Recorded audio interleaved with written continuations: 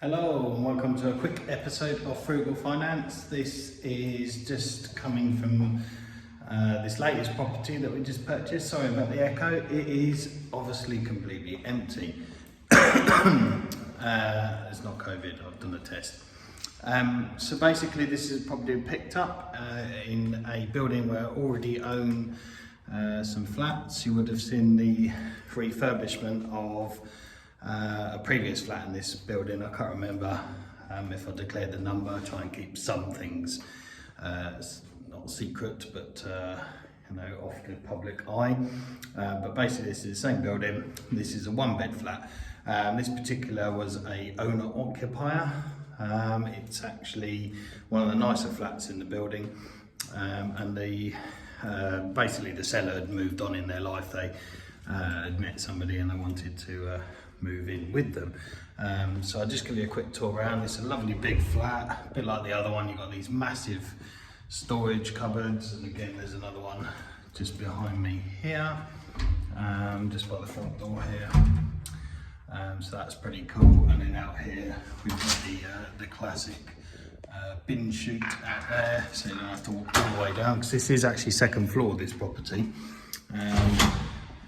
But the benefit of it being second floor is that we're up high, and one of the main things with this particular property is we actually have this huge balcony out here, which I'll show you.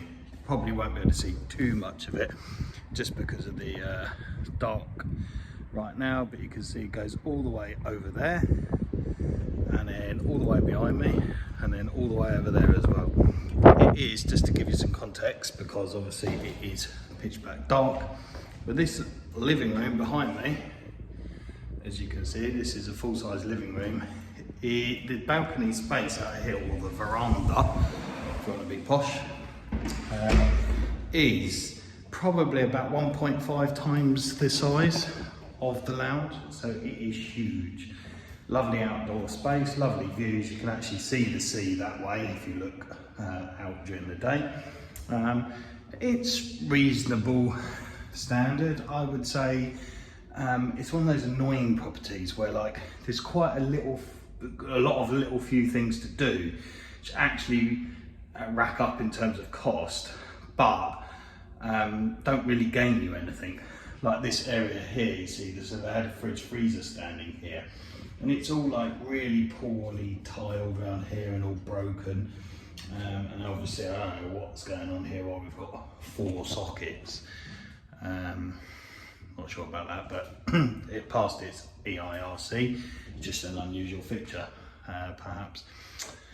The point being is that obviously you've got things like this kitchen, like I don't know what's happened here, whether they ran out of money or there was a dishwasher in there or something or other, who knows.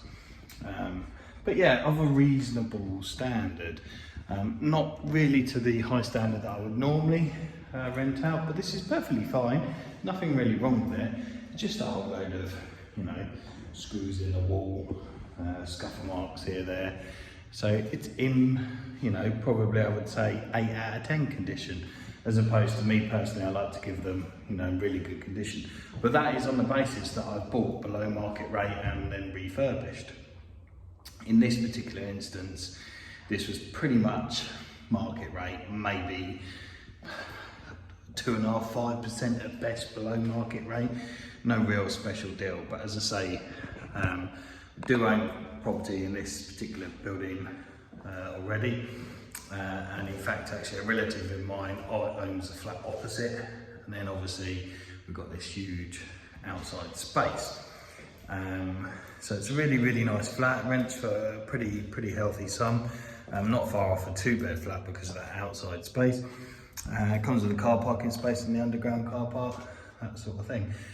The purpose of buying this really is, as I mentioned before, the fact that we already own property in this particular block of flats, so that makes it quite attractive because share a freehold, the lease has been extended. Obviously that would have been low cost or relatively free of charge to the previous owner, and we're in control of the service charge here, which obviously can eat into your yield if you know, those service charge costs are quite high. Obviously you can give us a shout, Charles Cox. That's what we do, collect service charge and maintain leasehold property. But you know, when all said and done, you've still got to maintain the place. So you still need a healthy budget and a reasonable amount of expenditure. And obviously, as a general rule of thumb, the bigger the building and the more let properties, owners do tend to take care of their stuff a bit better. I know I'm going to get some flack for that down in the comments, but it's just like anything in life. If you own something, you generally take care of it, as a rule of thumb, a bit better than if you are renting or borrowing it. You don't have the same incentives. So anyway, that is a quick tour of the flat here. Sorry I keep ducking. I am like literally probably one of the short people in life, and this thing hangs down so low. Again, not really the sort of thing that I would traditionally fit, but this property is already rented out, gone. Literally picked the keys up on the Monday. It was gone by the Wednesday or the Thursday of that week. And tenant moves in about a week or so's time.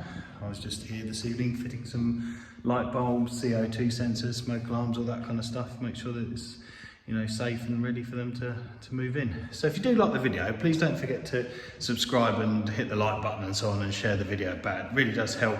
I'm hoping to grow the channel a bit in 2022. You know, get a good audience. I quite like the comments below, and they do, some of the videos do seem to be lacking in those, so it'd be good to get some interaction going on these particular videos and so on. I know that this is a sort of a quick arrangement and is perhaps not that well edited, so I'm going to try and do some more kind of in the studio, if you like, as we go into 2022. Yeah, I think that's pretty much it. It sums that one up really. So as I say, please don't forget to hit the like button. Don't forget to subscribe if you're not already, if you don't want to miss any videos. If you want to start investing in the stock market and so on, please do use the link in the descriptions down below.